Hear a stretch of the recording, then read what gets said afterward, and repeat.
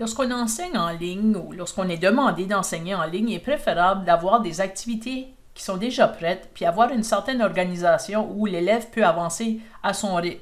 Ça veut dire que quand l'élève se branche sur le Teams, il peut déjà se mettre à la tâche, il n'y a pas besoin d'attendre les autres élèves. Ça fait que vous voyez ici, j'ai fait une petite annonce, je vais y revenir à cette annonce-là, mais avant, je vais vous présenter le bloc-notes de classe. Quand vous utilisez le bloc-notes de classe pour la première fois, il faut le configurer. Ceci, ça sera une autre vidéo pour le configurer, mais je vous montre premièrement comment ça fonctionne un bloc-notes de classe. On a une partie ici qui s'appelle, moi je l'ai renommée à ressources et défis. Par défaut, ça s'appelle bibliothèque de contenu. Dans bibliothèque de contenu, l'enseignant peut préparer sa théorie, il peut préparer les informations pour l'élève, il peut préparer les ressources, il peut préparer des défis.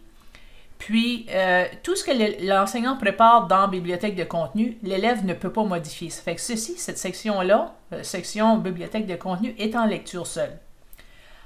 Maintenant, la partie qui s'appelle endroit de collaboration, celle-là, tous les élèves peuvent y accéder. Moi, à l'intérieur, j'ai fait des équipes.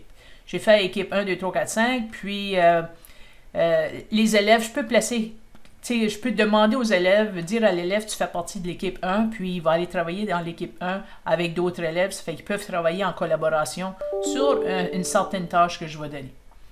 Ensuite, on a, plus bas ici, j'ai élèves DS1, 2, 3, 4, 5. Moi, c'est sûr, c'est des élèves temporaires ici, mais vous, si vous avez 25 élèves, vous avez 25 sections comme ça avec le nom de vos élèves. Moi, c'est juste des élèves temporaires. Donc, ça n'existe pas vraiment, ces élèves-là. Ça fait que vous avez vraiment le nom de vos élèves ici. Mettons, mon élève 1 ici ne peut même pas voir que l'élève 2 existe, 3, 4 et 5. Il ne peut pas voir à l'intérieur de ce dossier-là de l'autre élève. Ce que je vais vous montrer par défaut, ce qui existe comme dans élève 1, quand le bloc-notes de classe est fait pour vous, il va être fait avec documents, questionnaires, notes de cours, puis activités d'apprentissage. Vous pouvez en ajouter d'autres. Vous pouvez... non, j'ai dit activités d'apprentissage, c'est pas ça. C'est documents, questionnaires, notes de cours, puis il y en a 4 là.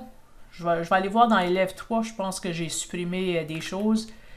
Documents, notes de cours, questionnaire, puis travail à domicile. Ça, c'est les 4 sections qui sont créées par défaut.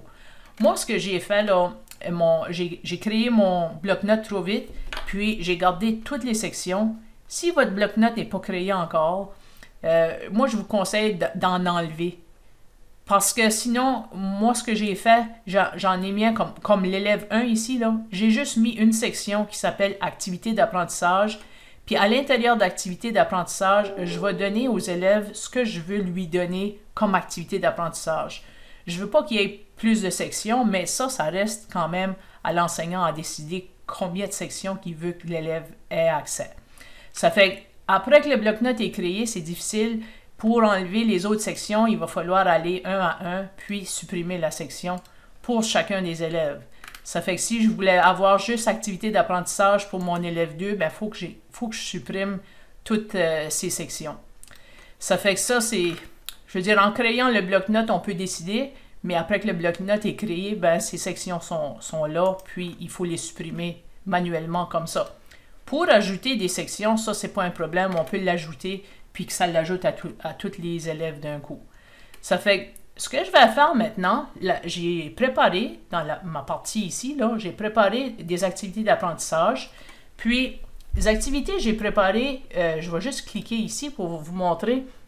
J'ai préparé des listes à cocher où je dis à l'élève, OK, j'ai fait telle ou telle chose. Ça fait que moi, j'ai une section qui s'appelle ressources. Ça, c'est juste des images que j'ai créées pour faire des séparations dans ma page.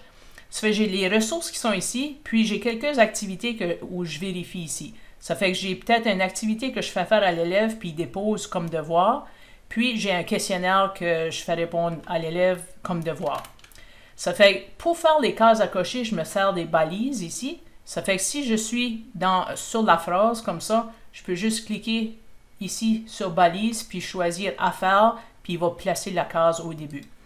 Ça fait qu'après que ma théorie est préparée, je peux la distribuer à chacun de mes élèves. Ça fait que je vais juste vous montrer l'autre page que j'ai ici. J'ai la page 5.1, puis j'ai la page 5.2 qui est faite.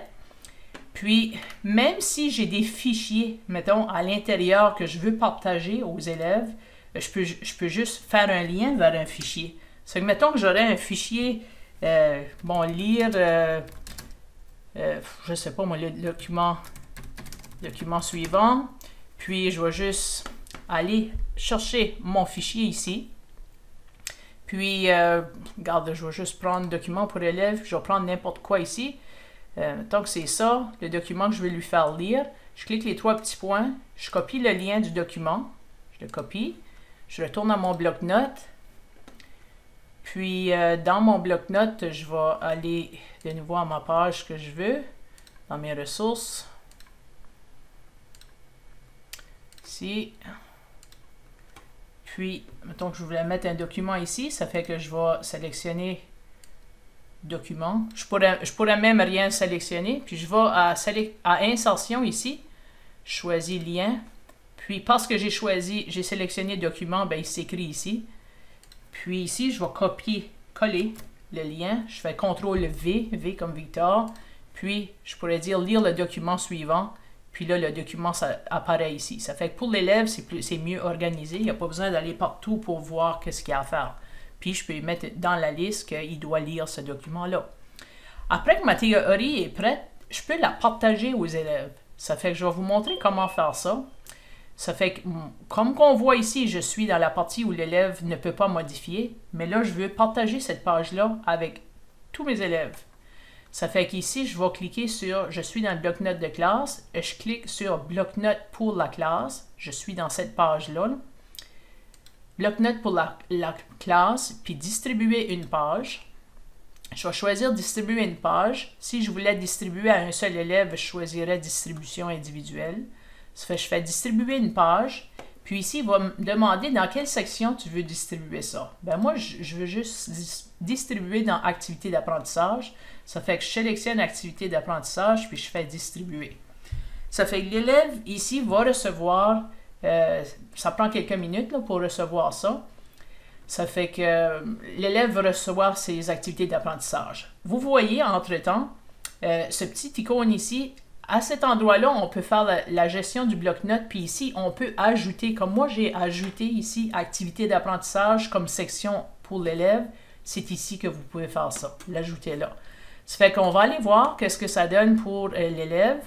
Ça fait que je m'en viens ici. Oups, c'est pas ça que je veux du tout. C'est l'élève que je voulais voir.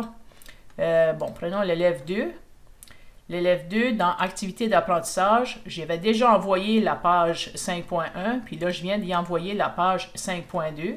Ça fait que quand l'élève clique sur cette page-là, lui, il peut cocher « Ah, j'ai fait ça, j'ai fait ça, j'ai fait ça ». Ça fait que c'est une façon de s'organiser. Ça fait que revenons maintenant à la publication du début. Moi, ce que je fais dans la publication du début, j'ai fait une annonce. Au lieu de faire un message, j'ai juste cliqué juste ici en bas, là.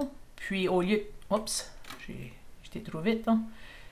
Juste cliquer sur le bas si je veux faire un nouveau message, là. Tu cliques ici, puis au lieu de faire une publication normale, là, ici, là, au lieu de faire une nouvelle conversation, je fais une annonce. Ça fait que j'ai fait une annonce, j'ai inséré un tableau dans l'annonce. Puis ici, moi, si j'avais à enseigner ceci, je ferais une vidéo pour montrer aux élèves comment se servir du bloc-notes, puis leur dire que quand vous avez quelque chose à faire, ça va être dans activité d'apprentissage. Ça fait que je lui expliquerai comment ça fonctionne, je lui expliquerai comment fonctionne le devoir, puis j'aurai des vidéos ici explicatives pour leur montrer le fonctionnement.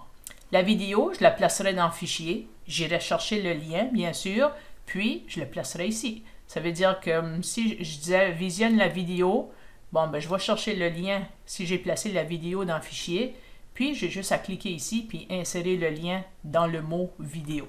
Ça fait l'élève arrive, lui, puis il peut cliquer, il regarde sa vidéo, il sait comment ça fonctionne, il comprend le fonctionnement.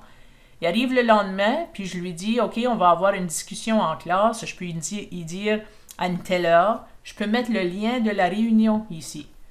Après ça, je peux lui dire, fais l'activité d'apprentissage 5.1.1. Ça fait que l'élève sait qu'il peut aller dans son bloc-notes puis aller faire l'activité d'apprentissage. Ça fait, ceci, on pourrait le faire comme une fois par semaine pour dire à l'élève, tu auras ça à faire cette semaine. Ça fait que ça, c'est des suggestions d'activités ou d'organisation que je vous propose pour enseigner en ligne.